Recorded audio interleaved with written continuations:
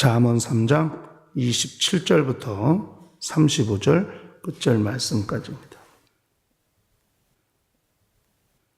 내 손이 선을 베풀 힘이 있거든 마땅히 받을 자에게 베풀기를 아끼지 말며 내게 있거든 이웃에게 이르기를 갖다 다시 내일 주게 놀아하지 말며 내 이웃이 내 곁에서 안연히 살거든 그를 모해하지 말며 사람이 내게 악을 행하지 아니하였거든 까닭 없이 더불어 다투지 말며 포악한 자를 부러워하지 말며 그 아무 행위든지 좇지 말라.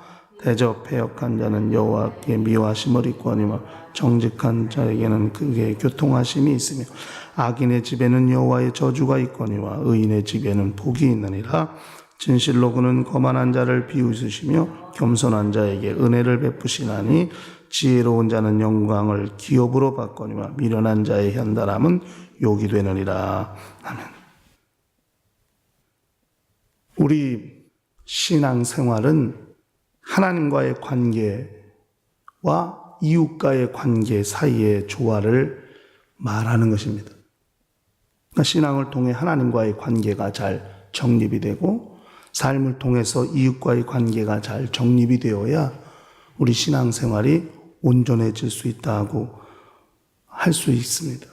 그러니까 하나님을 향한 것과 사람을 향한 이 두 가지 방향, 그것이 성경을 구성하고 있는 중요한 원리 중에 하나입니다. 십계명도 하나님을 향한 계명, 대인, 사람을 향한 계명이 있고 예수께서 가르치신 주기도문도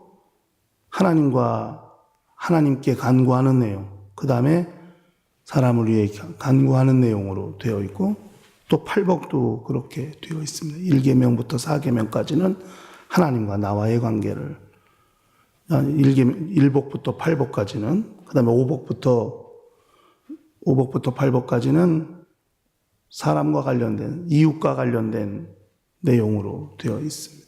이렇게 하나님과의 관계, 사람과의 관계를 함께 중요시하는 것이 성경의 중요한 방향 중에 하나입니다. 잠언도 그런 입장을 충분히 견지하고 있다고 말씀을 드렸었습니다. 이제 잠언 3장은 26절까지 하나님과 자기, 개인과의 관계 속에서 나타나는 지혜에 대한 이야기를 다룬 후에 이제 오늘 우리가 읽은 본문처럼 이웃과의 관계 속에서 그 지혜가 어떻게 나타나야 할 것이냐를 이제 기록하고 있습니다. 그러니까 이웃이 여러 종류의 이웃이 있거든요. 그 여러 종류의 이웃에게 우리는 어떻게 지혜를 통해서 우리의 입장을 또 우리의 행동을 할 것이냐 이렇게 말하고 있는 것이죠. 그리고 첫 번째는 약한 자들이 있어요. 연약한 자들, 아주 정말 가난하고 약한 자들을 대해서는 어떻게 해야 되느냐. 27절, 28절에 도와주어야 한다는 거거든요. 어떻게 도와주냐면 손이 선을 베풀 힘이 있거든. 그러니까 조금이라도 힘이 있으면 도와줘야 한다는 거예요. 최선을 다해야 한다는 거예요. 이웃을 도울 때. 자기 손에 베풀림이 있거든.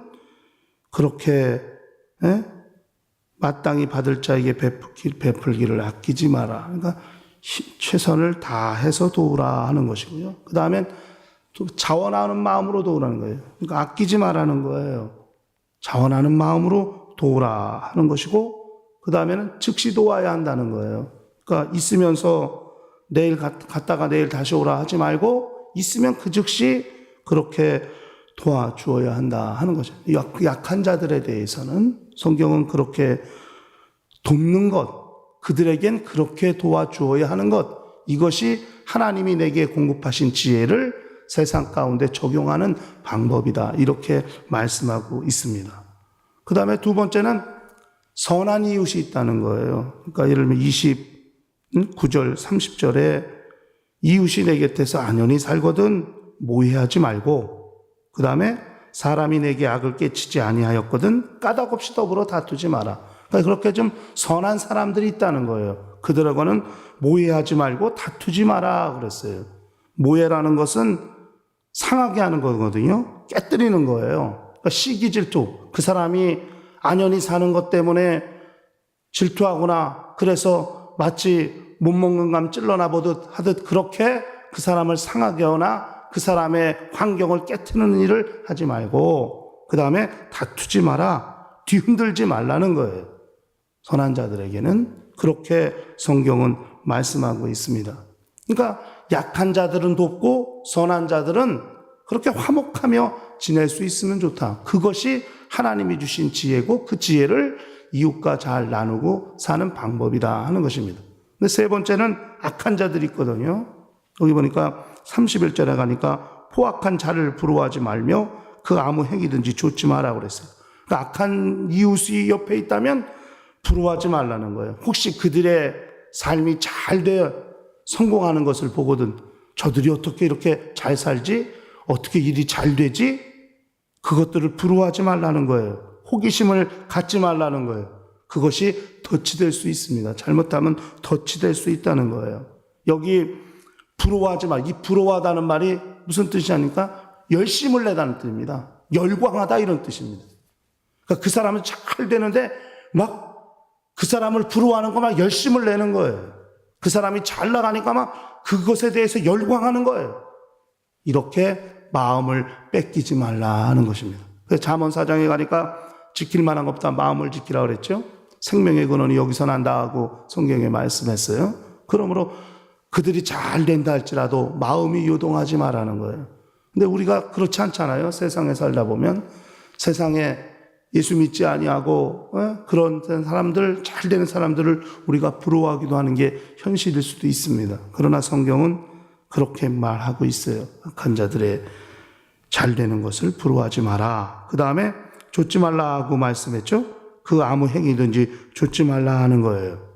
그 길에 서지 말라는 거예요. 시편 1편에 나온 말씀처럼 죄인의 길에 서지 말라고 그렇게 말씀했습니다. 마태복음 5장 6장에 보니까 멸망으로 인도하는 문은 길은 넓고 그래서 그것으로 찾는 이들이 많다고 그렇게 말씀했습니다. 따라가지 마라. 그것이 아무리 좋다 한들 그 길에 서지 마라. 이게 성경이 악한 이웃에 대하여 어떻게 우리가 지혜를 발휘할 것이냐. 부러워하지 말고 좇지 마라. 이렇게 말씀했습니다. 왜 그러냐? 왜 그렇게 부러워하지 말고 왜 그렇게 좇지 말아야 하느냐? 그것이 32절부터 35절까지 나오는 내용입니다. 왜냐하면 악인과 의인을 비교해 봤더니 이렇게 차이가 나더라는 거예요. 그래서 첫째는 하나님이 미워하시는 사람이 있고 하나님이 교통하시는 사람이 있는데 악인은 하나님이 미워하시고 의인은 하나님이 교통하신다. 그게 32절에 나오죠. 대표악한 자는 여호와의 미워하심을 입거니와 정직한 자에게는 하나님의 교통하심이 있느니라 하고 말했습니다.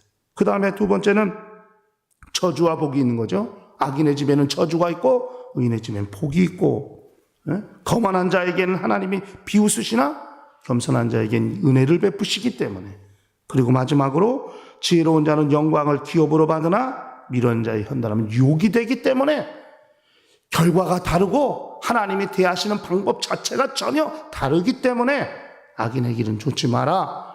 의인의 길을 좇으라.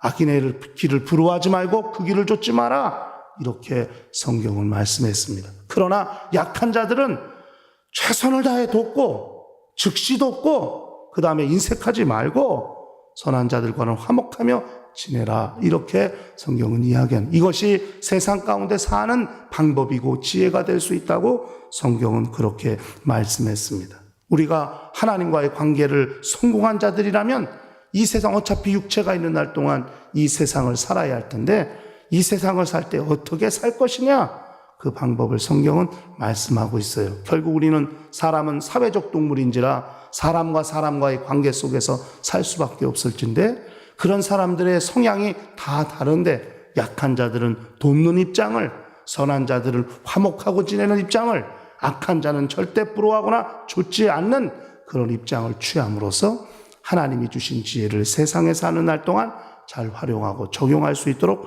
성경은 그렇게 말씀하고 있습니다. 하나님이 주신 지혜가 우리의 삶 가운데 어떻게 적용되고 어떻게 나타나게 할 것이냐 우리의 관점이 분명하고 우리의 생각이 분명하다면 하나님이 주신 지혜는 잘 우리 삶 가운데서 적용될 수 있을 것이라고 생각하는 것입니다. 성경은 그 이웃을 세 종류로 구분하고 있어요. 약한 자와 선한 자와 악한 자로 구분하고 있습니다. 그들을 대하는 우리의 입장이 달라야 되고 그들과 함께 사는 우리의 방법이 달라야 한다고 성경은 말씀하고 있어요. 그러므로 우리 모두가 다 하나님과의 관계 속에 얻은 지혜를 세상에서 잘 적용함으로써 이 땅을 사는 날 동안도 역시 하나님이 주신 지혜로 세상에서도 그렇게 성공하고 승리하는 거룩한 영혼들이 될 수 있도록 하시기를 예수 이름으로 간절히 축원합니다. 다 같이 통성으로 기도하십시다.